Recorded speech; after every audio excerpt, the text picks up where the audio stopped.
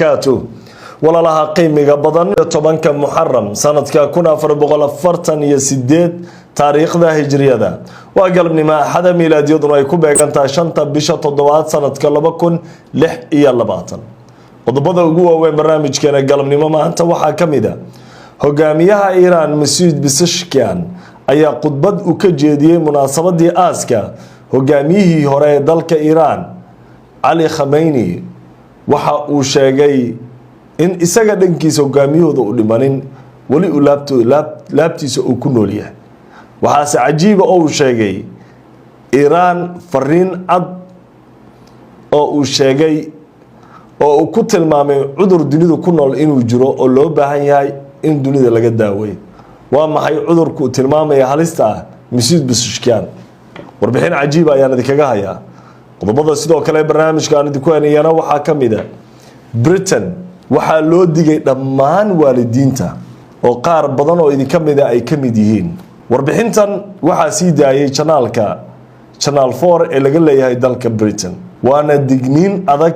oo hooyo kasta iyo aabba kasta iyo waalid kasta ku socoto waa khatar weyn ilmahaga ay wajahayaan waa halis ilmahaga ay ku jiraan barnaamijkaad ku maqli doontaa warbixintan yaab kale qodobka ugu dambeeyana waxaan idinku hayaa warbaahinta GBC News ayaa sheegtay dowladda Pakistan in Netanyahu ay ku dartay liiska dadka argagixisada ah waa tallaabadii ugu adkay dowladda Pakistan ay ka qaaday Israa'iil tan intii uu bilowday dagaalka Gaza qodobada iyo madaxweyne Masuud Pezeshkian oo khudbad ka jeediyay munaasabadii aaska hogaamiyihii hore ee dalka Iran Ali Khamenei aaskiisii ayuu ka hadlay khudbadiisii waxa kamid ahayd in uu yiri Masuud qaar badan oo idin kamid ah waxay u tacsiyeynayaan oo u weynayaan hogaamiye Ali Khamenei waxa uu yiri aniga laabtaydu ku nool yahay buu yiri wali qalbigay kama maqnaan doona buu dhahay geerida hogaamiyeena waxay dhalisay buu dhahay Iran cusub oo adag oo xoogan oo ka macna badan Irantii hore cadowga kuma nasanin kama nasan doona buu dhahay guulihii iyo taariikhdii hogaamiyeena laakiin hadalkiisa qaybta ugu cajiibsanaa Masuud Pezeshkian ayaa ahayd adduunka waxaa jira buu dhahay cudur u baahan in la dabargooyo oo qatar ku aadana kaliya Iran qatar ku ahayn waana Israa'iil buu dhahay waa kansar buu ku tilmaamay sida uu leeyahay Masuud Pezeshkian waxaana loo baahan yahay dunida in laga daaweeyo waa hadalkii ugu adkaa ee uu Masuud Pezeshkian jeediyay hadda la soconinkan sidaan kuma ahaan jirin Israa'iil iyo Mareykan markii la dooranay nin wuxuu ahaa ku ololeeyay ku soo galay Iran in la furfuro Iran inay dunida la saaxiibto Iran inay furfurantahay inuu ka shaqeynayo dad badan dhalinyarada badan aad baa loo soo dhaweeyay laakiin ninka markuu arkay qaabka ay siyaasadda u socdaan gudaha uu soo galay ila qabarka markaad banaanka ka haysato ee markaas siday wax u socdaan aan war ahayn oo ficil aad aragto xaqiiqda ku kala baxayso hadda ninkii wuxuuba noqdayba ninaan gambarinba إلى داو قيب كم هذا الكيس عرضه كم وقت مسجد. امیدوارم این حضور شما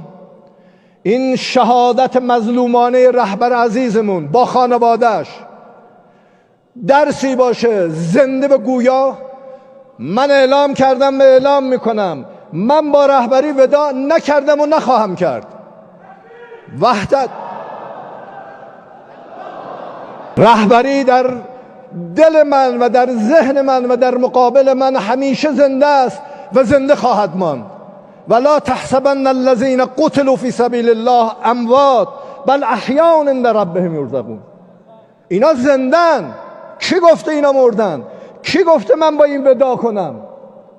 راهش رو باید ادامه بدیم پیامش رو باید زنده نگه داریم و این پیام و راهی که میتونه همه ما رو نجات بده و همه اون کسانی که به دین خدا معتقدند و به خدا باور دارند عدالت رو میخوان حق رو میخوان انصاف رو میخوان و انسانیت رو میخوان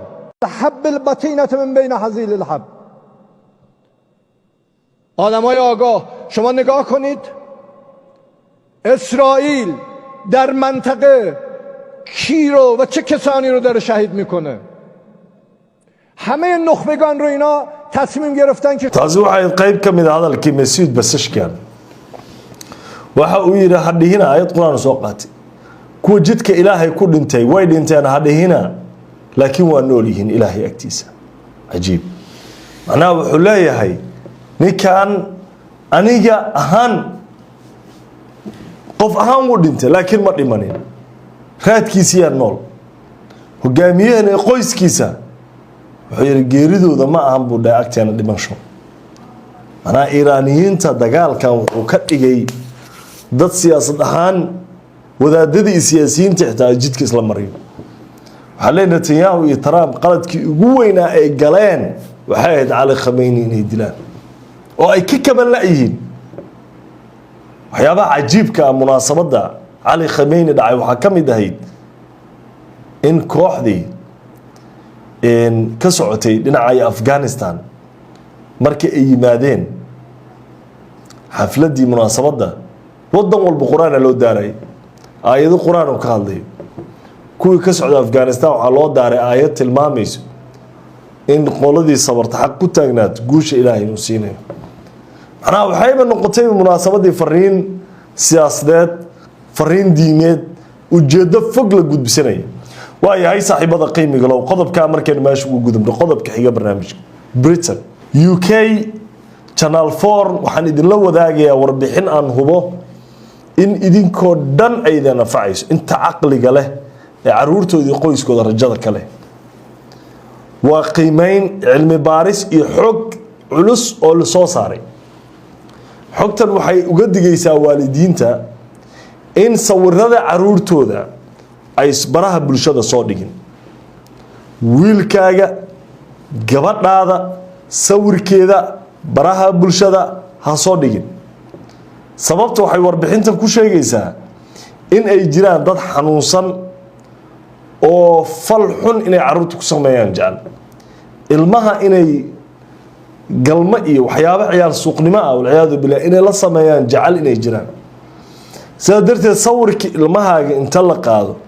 ayaa AI loo diray artificial intelligence kadib waxa la soo sameeyaa video cunugaagiyo kala oo wax aad u xun ay ka dhax sameynayaan waxaan ku sheegay ma wax jabkayga oo wax adduunka socdo waana wax khatar islaamkana sideeda maba saxsanaba qofka inuu ilmaha imaartay il u soo jiido ishu oo xaq buu dhahay nabiga kaleey salaatu salaam inaad ilmaha sawirradooda qof waxa arkaysaa bariis yar haduu cuno si cunugiisa bariis cunaa meel yar aadaysa adii cunugaada meel socdo adduunyada hadda la joogan waa adduunyo qatarteedu ay baahsan tahay sida aad u malaynayso noloshu way ka bedelantaa bari cunugaaga baraha bulshada dii la soo geliyo ama soo weyn waxa laga yaabaa inuu markuu yaraa uu isbooday in waxaan dhibaato loo geystay cunugii wixina dhicin sawirkiisa si qaldan loo isticmaalo ha u ogolaan cunugaada sawirkiisa in uu ciyaar meelaha iskaga yaal ishu qatar ugu jira cadow kale qatar ugu jira xaqna uma lahan cunuga inaad go'aan u isaga gaarin hadda u gaar sawir inta ka qaada baraha bulshada u dhigto adigoo dadka tusay inaad ilmo dhashay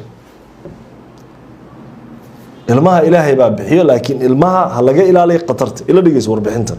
Parents are being warned not to post photos of their children online in case they are used to create AI-generated sexual abuse material. The National Crime Agency and the Internet Watch Foundation say the threat is growing, with more than 8,000 AI-generated child abuse images and videos identified last year. They said parents should check their privacy settings and review who is able to view images of their children. Waayo warbixintan hay-adda dambiyada Britain ayaa soo saartay kumanaan kun caruurtooda asaas loo adeegsaday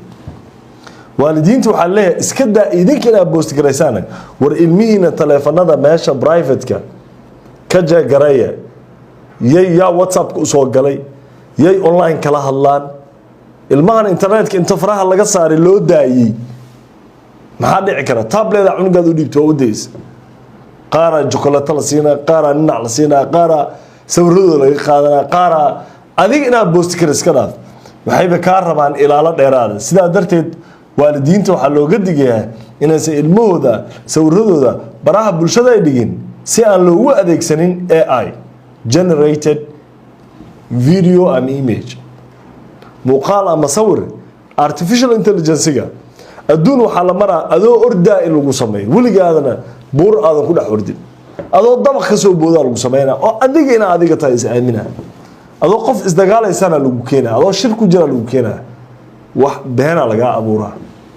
waqti aad runtii beent kugu qasantaa lagu jiraa marka ilmahaaga ha ku caawinin dhibaato aysan iyaga lahayn inaad madax u geliso waayahay digniinta Britain ka soo baxday hay'adda dambiyada baaritaanka dambiyada dalkaasi qodobka ugu dambeeya barnaamijkeena galabnimo maanta waxaynu ku soo xireynaa warbaahinta GBC News ayaa baahisay dowladda Pakistan go'aan adag oo ay qaadatay oo ka dhana Israel horta bilihii la soo dhaafay dowladaha Pakistan iyo Turkiga iyo Sacuudiga waxay sameeysanayeen xulufo adag oo ka dhana Israel hadda maalinta ka dambaysa Pakistan saaxiibtinimada Iran ay la leedahay isku soo dhawaashaha Sacuudiga iyo Iran dunida islaamka isku dhawaashooda Pakistan waxyaabahan dhacaya dhinaca kale dad bay isku soo dhawaysaa la leeyahay Turkiga iyo Masar iyo aad bay isku soo dhawaadeen Turkiga iyo Iran aad bay isku soo dhawaadeen Pakistan iyo Sacuudiga xiriir waxay yeesheen yaab badan hadda Imaaraadka laftirkiisu wuxuu la soo heshiiyay Iran uu la heshiiyay ilaa iyo ay ka caroodaan xitaa in Israel in Pakistan in Israel ka caroonaysa in Iran iyo ay heshiiyeen Imaaraadka markaasay waxay bilaabeen warbaahin Israel qaar kamida inay soo saaraan in dagaalka intuu socday Imaaraadka ay weerar badan ku qaaday Israel xogay banaanka soo dhigaysa waxaan ka wadaa Iran ay weerartay Imaaraadka weerarayso Israel soo saaraysa waxay leeyihiin Iron Dome kan isticmaali jireen nidaamkeeni difaaca aad baa garab loo siin jiray propaganda oo la isku dirayo Imaaraadka iyo Iran arkaysa oo xoog Israel ay wado wala nimanka xama xogtii oo dhan banaanka soo dhigeen waxay leeyihiin dhowr boqol oo duqeyn ay Imaaraadka u geysatay Iran saldhigyada isticmaalayeen ugu badan Imaaraadka lahaa baa la leeyahay Imaaraadkii god baa la gelinayaa kaas waxa la diidayaa kumanaan kun dhowr bilyan oo dollar bay u fasaxday Israel Imaaraadka macnaha ka wada Imaaraadka waxay siinaysaa Iran taasay ka xanaaqday Israel lacag ka xayirnaan oo loo fasaxay si kastaba ha noqotee hadda warbaahinta GBC News waxay leedahay dowladda Pakistan ayaa liiska dadka argixisada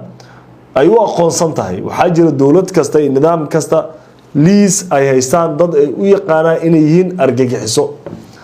hadda dadkaas waxay ku dartay Pakistan Netanyahu safka ugu horeeyay waxay gelisay ra'iisul wasaaraha Israel Netanyahu taas oo macnaheedu uu yahay haddii uu Pakistan Netanyahu yimaado wadamada lagu xiray ayuu ka mid yahay iyadoo markii horena maxkamadda dambiyada dagaalka ICC ay amartay in la soo xiro wadamada qaybta ka ah dowladaha saxeexay inay soo xiraan Netanyahu haddii uu yimaado uu soo galo gudaha dalkooda inkastoo Israel ay sheegtay inay qayb ka ah Mareykanku sheegay inuu qayb ka ah wadamada ansixiyay uusan aqbalayn Israel ay diiday in maxkamaddu ay leedahay wax jurisdiction ay u leedahay ama xukun awoodeed inay u leedahay inay qaado dacwadaasi haddana ugu dambeyn Netanyahu waa ku soo baxday sharcigaas laakiin Israel ma harin waxay wali daba socotaa dadkii dacwada ku soo oogay Karim Khan iyo garsooriyaashii maxkamadda iyo culays badan bay wadaa laakiin talaabada hadda dowladda Pakistan ay qaaday Netanyahu ay ku darto dadka liiska argixisada ay ku dartay ayaa waxa ay muujinaysaa go'aanka Pakistan in ay Netanyahu kooxdiisa ay si weyn uga soo horjeedo siyaasadooda ka dhanka Falastiin iyo guud ahaan bariga dhexe barnaamijkii galabnimo aad kala socoteen kow Somali Media guud ahaan galabta waa inaga inta tan inta aynu kulmayno barnaamijka mid ka xigo nabadgelyada Ilaahay dushiina haato salaam